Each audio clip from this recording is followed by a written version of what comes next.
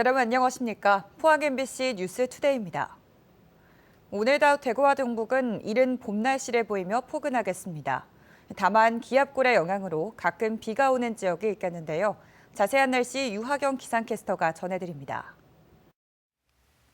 연휴가 끝나고 이른 봄 날씨가 찾아왔습니다. 현재 대구의 아침 기온 6도로 어제보다 높게 출발하고요. 낮에는 18도까지 기온이 올라 대부분 지역에서 포근하겠습니다.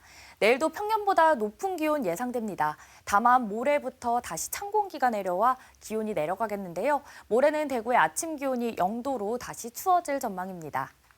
오늘과 내일 가끔 비 소식도 있습니다. 오늘은 기압골의 영향으로 가끔 비가 오다 저녁에 대부분 그치겠고요. 내일은 오전부터 밤 사이 대구와 경북 대부분 지역에 비 또는 눈이 내리는 곳이 있겠습니다.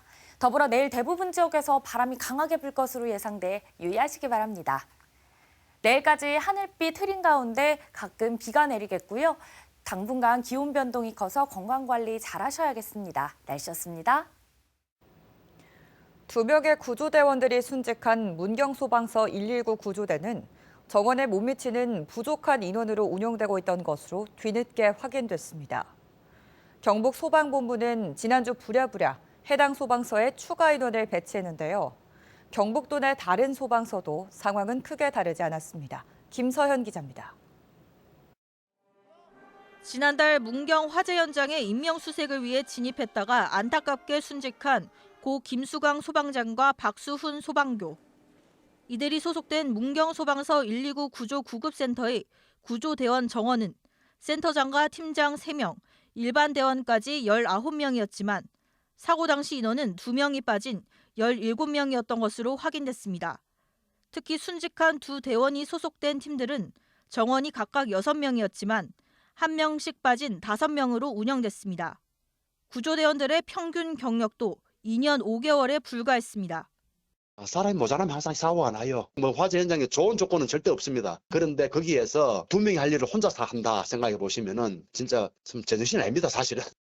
문경 소방서는 서면 답변을 통해 당시 휴직과 파견 등으로 소방서 전체에서 5명의 결원이 발생해 구조대 정원을 맞출 수 없었다고 설명했습니다.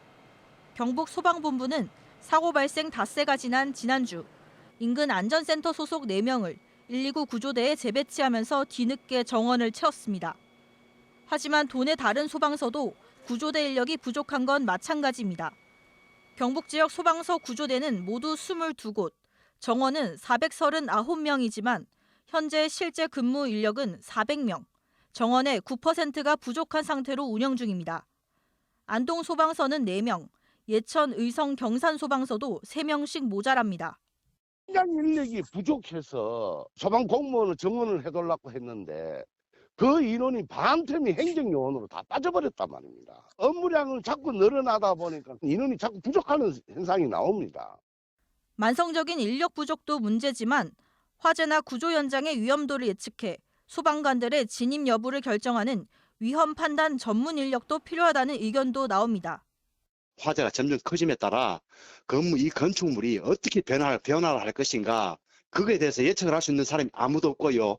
건축물의 변형 정도를 예측할 수 있는 사람이 투입을 지시해야 된다 생각합니다.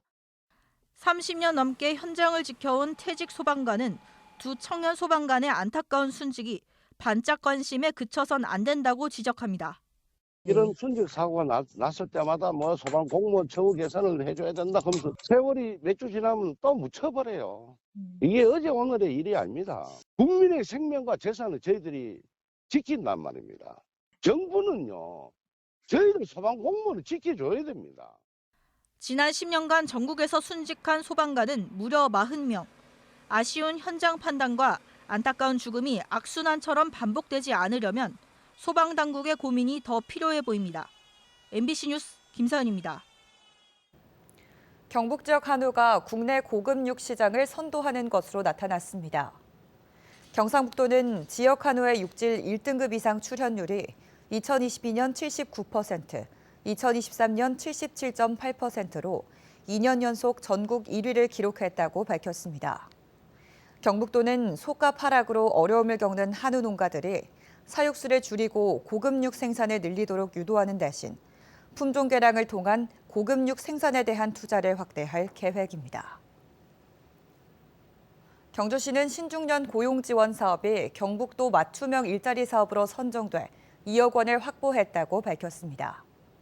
이에 따라 40살에서 64살까지 신중년을 채용한 중소기업과 소상공인을 대상으로 매달 1인당 50만 원에서 70만 원의 인건비를 지원합니다. 경주시는 지난해 신중년을 채용한 34개 업체에 2억 4천만 원의 인건비를 지원했습니다. 4월 10일 국회의원 선거가 2달 앞으로 다가왔습니다. 민주주의에 꽂힌 선거에서 가장 중요한 건 공정하고 정확한 선거 결과인데요. 이번에는 개표 과정에서 표를 일일이 확인하는 수검표 절차가 재도입됐습니다. 모의 개표 시연회 현장을 부산 MBC 정진명 기자가 다녀왔습니다. 이번 총선에서는 개표 모습부터 달라집니다. 바로 개표 사무원들이 투표지를 일일이 확인하는 것. 후보와 정당별로 정확히 분류됐는지를 보는 겁니다. 그리고 심사 개수기에 다시 집어넣어 집계 절차를 마칩니다. 이번 22대 국회의원 선거부터 개수기에 넣기 전에 투표용지를 일일이 재확인하는 수검표 작업이 추가됐습니다. 지난 2020년 21대 총선 이후 부정선거 의혹이 제기되고 선거 관련 소송이 줄을 잇자 수검표 도입이 추진됐습니다. 개표의 정확도를 높이고 선거 결과의 신뢰도를 높일 수 있을 것으로 기대됩니다. 민주주의에 꽂히기 때문에 선거라는 거는 논란이 일어나면 안 된다 이거예요. 개표 과정에. 부정선거가 꼭 아니더라도 논란이 일어나면 이거는 신뢰에 금이 가게 된다. 수검표를 하게 되면서 개표 확인 시간이 늦어지고 인력이 더 필요하다는 점도 있습니다. 이번 선거에서부터는 심사직계부 인원이 통상 7인으로 운영되고 있는데 유관 과정이 추가됨으로써 2인 정도 추가해서 위원회에서 9인으로 증가되겠습니다. 또 개표 사무원의 노동 강도가 늘어나고 수당 인상 요구도 나올 수 있는 점은 해결해야 할 과제로 지적됩니다. 선관위는 총선 전까지 모의 개표 실습을 통해 직원들의 개표 관리 역량을 높일 방침이라고 밝혔습니다. MBC 뉴스 정진명입니다. 국민의힘이 지역구별 후보 면접을 시작한 가운데 공천 경쟁이 가장 치열한 경북은 오는 16일 면접이 진행돼 공천 결과도 늦게 발표될 전망입니다. 면접 방식은 선거구별로 단체 면접으로 한 명당 3분가량 주어집니다. 면접 이후 현역 의원 컷오프, 단수 추천, 경선 대상, 우선 추천 지역에 발표될 예정입니다.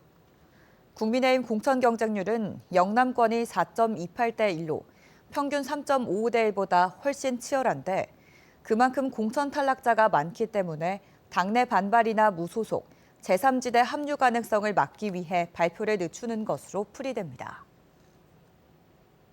경북교육청은 오는 22일까지 열흘간 도내 모든 학교를 대상으로 안전관리 종합점검을 실시합니다.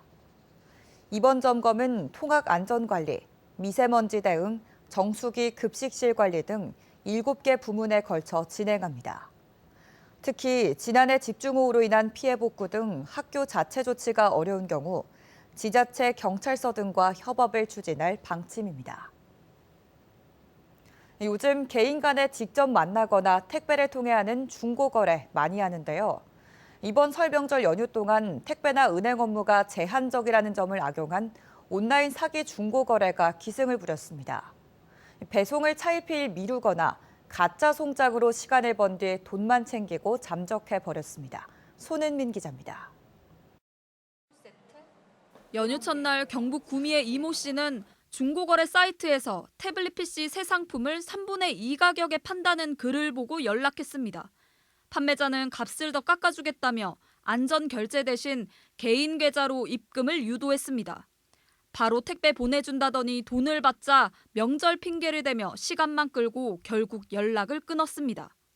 미리 한번 물어봤는데 접수는 된다 이런 식으로 말하셔가지고 그래서 믿고 그냥 보냈는데 갑자기 돈 보내니까 그 연결에 가보니까 접수가 안 된다고.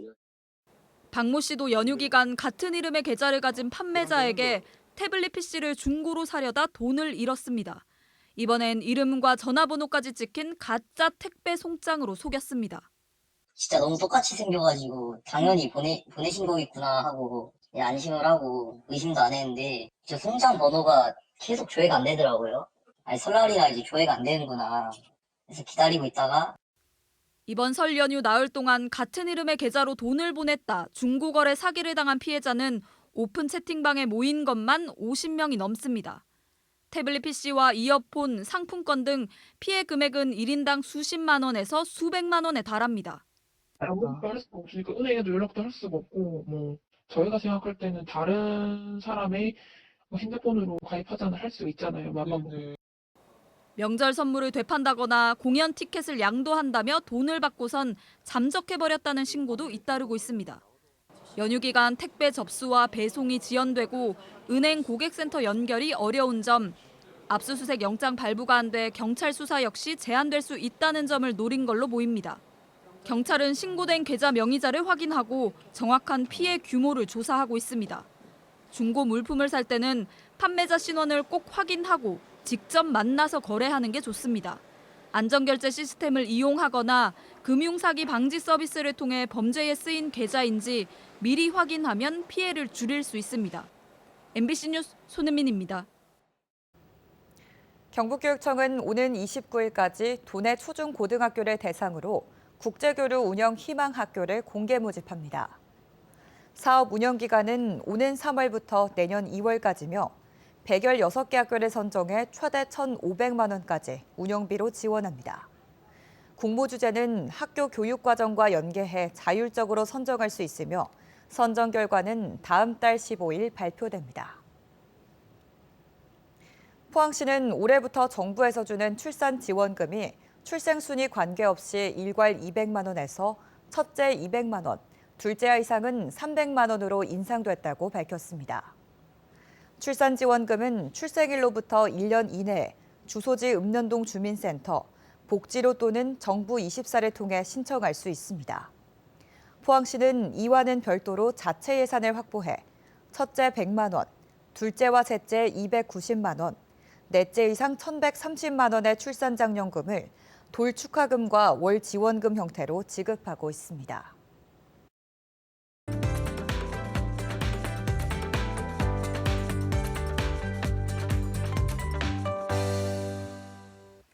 연휴가 끝나고 이른 봄 날씨가 찾아왔습니다. 현재 대구의 아침 기온은 6도로 어제보다 높게 출발하는데요. 낮에는 18도까지 올라 대부분 지역에서 포근하겠습니다. 내일도 평년보다 높은 기온 예상됩니다. 다만 내일 낮부터 찬 공기가 내려와 차차 기온이 내려가겠는데요. 모레는 대구의 아침 기온이 0도로 점차 추워질 전망입니다. 오늘과 내일 가끔 비 소식도 있습니다. 오늘은 기압골의 영향으로 가끔 비가 오다 저녁에 대부분 그치겠고요. 내일은 오전부터 밤 사이 대구와 경북 대부분 지역에 비 또는 눈이 내리는 곳이 있겠습니다. 더불어 내일 대부분 지역에서 바람이 강하게 불 것으로 예상돼 유의하시기 바랍니다. 위성 영상입니다. 오늘 전국적으로 제주도 남쪽 해상을 지나는 기압골의 영향을 받다 차차 벗어나겠습니다. 자세한 지역별 날씨 보시면 오늘 우리 지역 대체로 흐리겠고요. 먼바다를 중심으로 풍랑주의보가 발효 중인 가운데 바다의 물결 0.5m에서 최고 1.5m로 잔잔하게 일겠습니다.